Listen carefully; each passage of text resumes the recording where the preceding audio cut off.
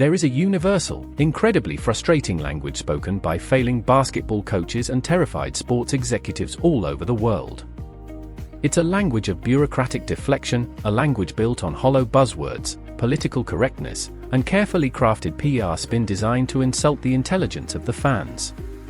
When a coaching staff makes a glaring, undeniable tactical mistake on the global stage, they never admit fault. They never sit at the podium and say their philosophy failed. Instead, they attempt to gaslight the entire basketball community. They feed you a word salad of chemistry, rotations, and sample size to justify the unjustifiable. If you want a masterclass in this kind of coaching cowardice, look no further than the post-game press conference following Team USA's win over Spain. Interim head coach Nate Tibbetts stepped up to the podium and delivered a series of explanations for benching Caitlin Clark that border on professional embarrassment. Today, we're breaking it all down. No filters. No PR spin. We're stripping away the coach speak, analyzing the real tactical situation, and exposing exactly why the Team USA establishment is paralyzed by its own internal politics. Let's set the stage. Just 48 hours before this championship game, the coaching staff finally gave in to logic. They put Caitlin Clark in the starting lineup against New Zealand, and the result was absolute domination. A 55-point blowout. A flawless display of offensive speed and control. Clark shot efficiently, dictated the pace, and posted a staggering +24 ±. The formula was clear. The solution was obvious. The perfect lineup had been found. And yet, when the lights got brighter, when the opponent got tougher, the coaching staff panicked. Against a disciplined, highly organized Spanish team, they reverted back to the old system. They went back to the veterans. They benched the most explosive offensive weapon on the planet. And the moment the game tipped off, the consequences of that decision became impossible to ignore. Now listen carefully to Nate Tibbetts' own words as he tries to explain what happened next. This was our fifth game in I think 7 days, just like everybody else. They had a disappointing loss last game, and they came out and set the tone. They played a bunch of zone against us. I thought as the game went on, we did a better job with the zone, but give them credit. And then also slashers and slow, methodical half-court guards against a disciplined European zone. You're not countering the defense, you're playing directly into it.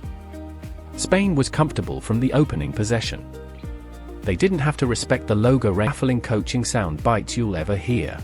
I don't think I was surprised or disappointed by anyone. I think everyone, they played like who they are, in my opinion. I think part of our challenge as a coaching staff is just looking at different lineups, and I think that's why you saw us change the units as the games went on. And I think as the competition gets better, as you start to move forward, that's why you need those sample sizes and things that you've looked at. Sample size. What he's really saying is this: we're afraid. Afraid of disrupting the locker room hierarchy. Afraid of upsetting the veterans. Afraid to make the obvious decision because it might challenge the established order. So instead, they rotate. They shutter-encoded messaging. Obviously, technically, they're young, but they played in a lot of big games and big stages before, so they're not afraid of this moment. And I think Team USA, everyone, I think, did an incredible job of just figuring out how to pick their spots. Obviously, you want to be aggressive and be yourself. Coach talks about that, be yourself, but also be yourself within the team dynamic. And, it's all a rigid, pre-existing system. You do the opposite. You reshape the entire system around her. Because when you ask Caitlin Clark to conform to a slow, methodical, veteran-led half-court offense, you aren't maximizing her, you're neutralizing her. Ka, I remember, that gold medal game, Ka had a massive impact in winning that game, right? And she's someone that's not afraid of the moment. Same with Chelsea, same with Jack, Dearica. Obviously, we've won together, so there's a different level of chemistry. And, when we talk about chemistry, that's, I think, the biggest factor personally playing in these games, because, a lot of these teams get an opportunity to practice with each other, play with each other year round, and we are kind of playing against each other, and then we kind of get put in a situation where it's high stakes, high pressure, and you really have to form that chemistry. So those moments where you can kind of reflect back to those, like, behind the back passes that Chelsea makes and stuff. People are going to be in those certain times. It's just because we've had years of. If you want a masterclass in this kind of coaching cowardice, look no further than the post-game press conference following Team USA's win over Spain. Interim head coach Nate Tibbetts stepped up to the podium and delivered a series of explanations for benching Caitlin Clark that border on professional embarrassment. Today, we're breaking it all down. No filters. No PR spin. We're stripping away the coach speak, analyzing the real tactical situation, and exposing exactly why the Team USA establishment is paralyzed by against New Zealand, and the result was absolute domination. A 55-point blowout. A flawless display of offensive speed and control.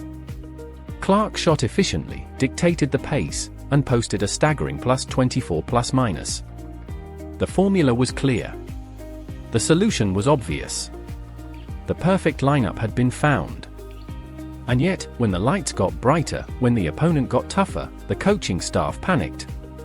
Against a disciplined, highly organized Spanish team, they reverted back to the old system.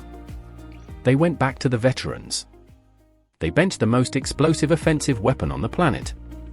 And the moment the game tipped off, the consequences of that decision became impossible to ignore. Now listen carefully to Nate Tibbetts' own words as he tries to explain what happened next.